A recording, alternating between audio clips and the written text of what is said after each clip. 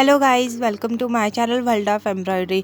आज मैं आपको इस डिज़ाइन को बनाना सिखाऊंगी, वो भी स्टेम स्टिच से। इससे पहले वाली वीडियो में मैंने सिखाया कि स्टेम स्टिच को कैसे बनाते हैं और किन बातों का ख्याल रखना चाहिए बनाते समय, जिसका लिंक आपको इस वीडियो के डिस्क्रिप्शन बॉक्स में मिल जाएगा। स्टेम स्टिच से हम बहुत सारे डिज़ाइन को बना सकते हैं। अब इस स्टेम स्टिच का प्रयोग कैसे करते हैं, डिज़ाइन में कैसे बनाते हैं और दिखता कैसा है, अब मैं आपको ये सिखाऊंगी क्या है। तो अब हम शुरू करते हैं स्टेम स्टिच बनाना इस तरीके से।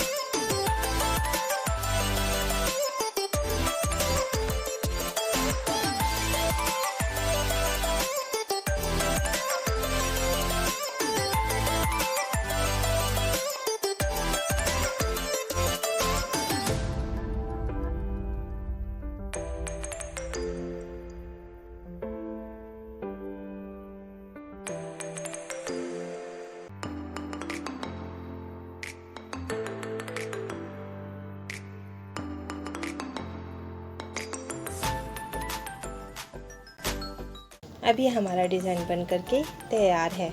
आप भी इसी तरीके से अलग अलग और नई नई डिज़ाइन बना सकते हैं।